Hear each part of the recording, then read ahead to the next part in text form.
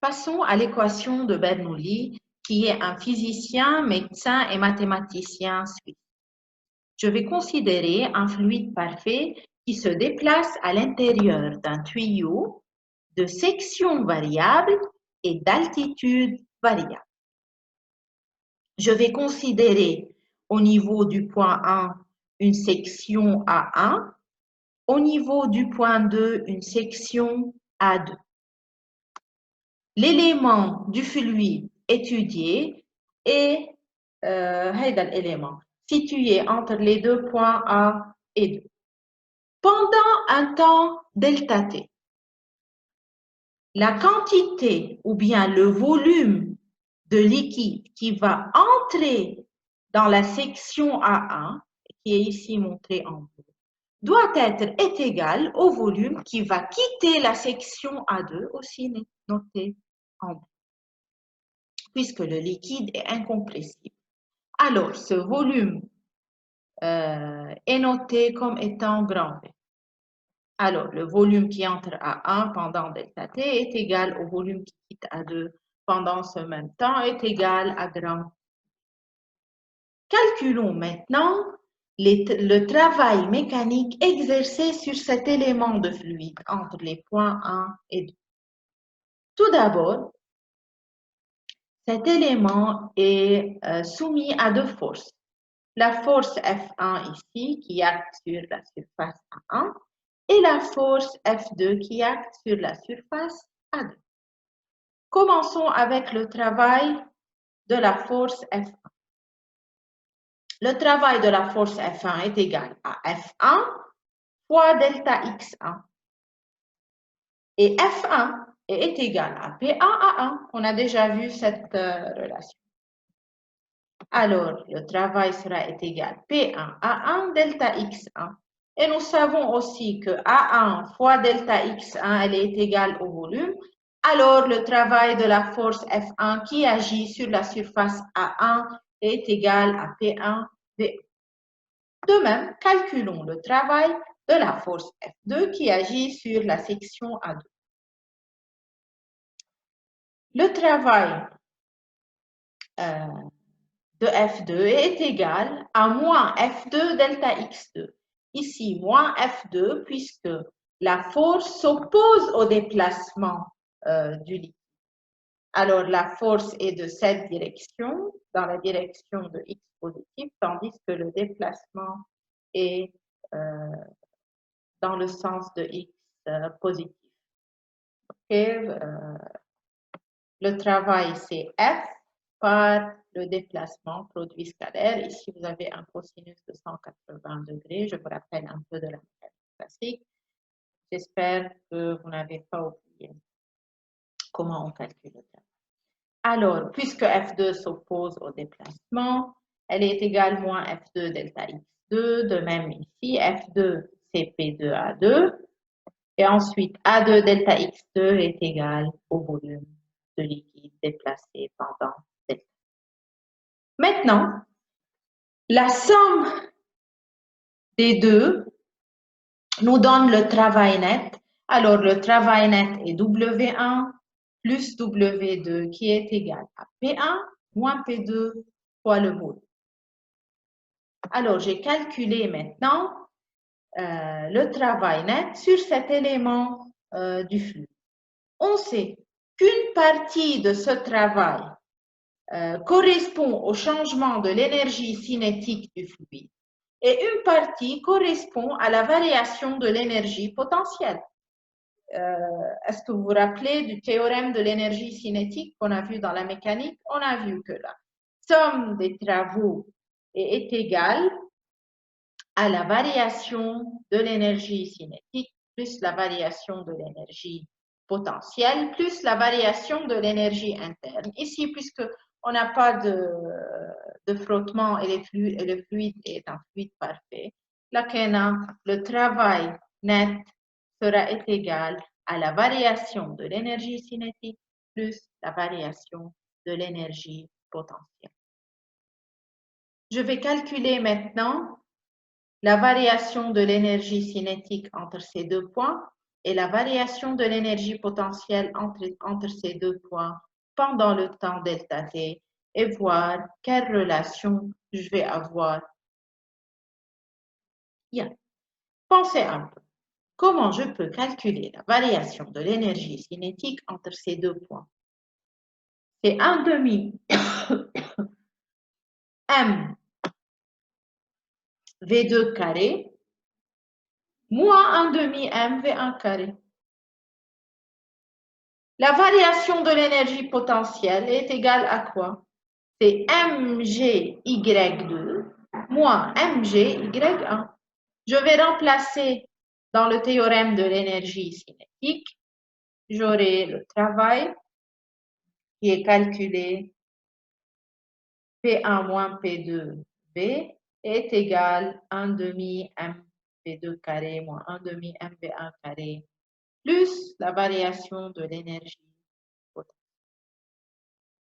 Je vais arranger un peu cette équation. Regardez, je vais amener d'une part tous les termes comportant le point A1 et de l'autre part tous les termes comportant le point 2. Et je vais remplacer aussi M par ρ fois V. Alors ici, j'ai remplacé M par ρ fois V. OK.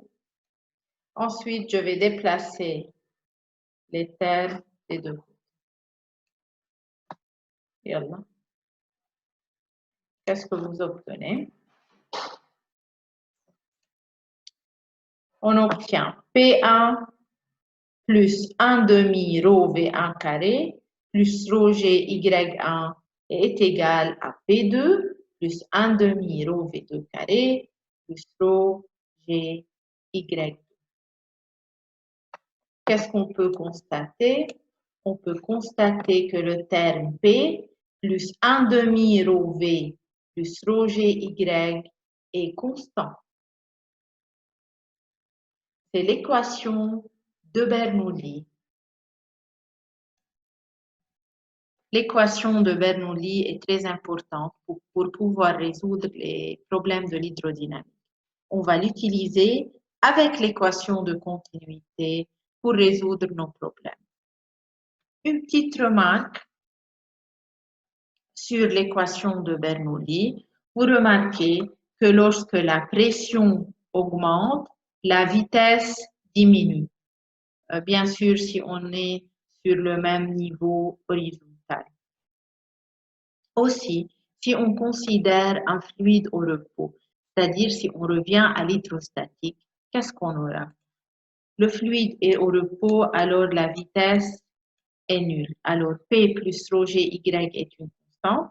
Alors P1 ρ G1 égale à P2 ρ GY2. Ça fait P la ronde. Alors delta P égale ρ GH.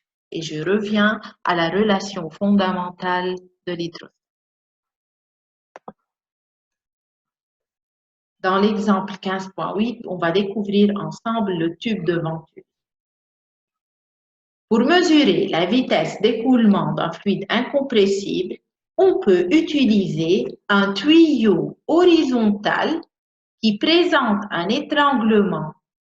C'est ça le tube de Venturi dont la représentation schématique est présentée ici. Déterminons la vitesse d'écoulement au point 2 en supposant que la différence de pression est connue. Alors, il faut déterminer la vitesse d'écoulement au point 2 si vous pouvez mesurer la différence de pression. Alors, le tube de Venturi, c'est quoi? C'est un dispositif utilisé pour mesurer la vitesse d'écoulement d'un fluide. Il est formé d'un tuyau qui présente un étranglement. Alors, vous avez ici une partie qui a une grande section, ensuite une deuxième partie qui a une faible section. Comme vous remarquez, je suis dans le même plan horizontal. Pour déterminer le niveau de la section, vous prenez la distance moyenne. يعني هون إذا بتاخدوا ال EPP 0 هون Ok. Vous prenez le milieu de la section et vous déterminez ici Y1. Et ici, on prend le milieu, on détermine Y2. Comme vous remarquez que les deux centres des deux sections sont dans le même plan horizontal, alors ici, je peux dire que j'ai un tube vertical et que Y1 égale à Y. Alors, il faut déterminer la vitesse P2 si on sait les deux pressions P1 et P2. S'il vous plaît, posez la vidéo et essayez devant vous de résoudre cet exemple.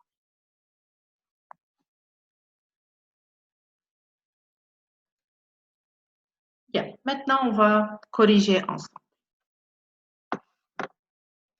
Vous savez que c'est l'équation de Bernoulli qui lie les pressions, les vitesses et l'aire des surfaces à des différents points d'une canalisation. Alors, je vais utiliser l'équation de Bernoulli au niveau des deux points. Au niveau du point 1, où j'ai une surface A1, au niveau de cette surface, le liquide circule ou bien se déplace avec une vitesse V1, et entre le point 2, où j'ai une section A2, la vitesse au niveau de cette surface est égale à V.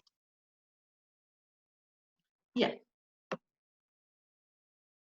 Je sais que Y1 égale à Y2, on a déjà discuté, on a déjà discuté ça. Alors, je peux simplifier par Y1 et Y2. Il me reste P1 plus 1 demi rho V1 égale P2 plus 1 demi rho V2. Il faut trouver maintenant une relation entre V1 et V2. Là, moi, je dois déterminer V2. Alors, je peux mettre V1 en fonction de V2. D'après l'équation de continuité, elle me dit que le débit est constant, alors que A1 V1 est égal à A2 V2. A est la surface et V est la vitesse. Alors V1 sera égal à A2 V2 sur A1. Je remplace maintenant V1 par sa valeur dans l'équation de Bernoulli. J'obtiens P1 plus 1 demi rho A2 sur A1 au carré plus V2 carré égale P2 plus 1 demi rho V2. Une équation en P1, P2 et V2 seulement. Alors, je peux tout simplement déterminer V2 en fonction de P1 moins P2. Comme vous savez, vous pouvez mesurer les sections du tuyau et vous pouvez mesurer les deux pressions. Vous pouvez déterminer V2. Alors, c'est quoi le tube de Venturi? C'est un dispositif utilisé pour mesurer la vitesse d'écoulement d'un fluide. Comment il mesure la vitesse d'écoulement? En mesurant la différence de pression entre les deux points.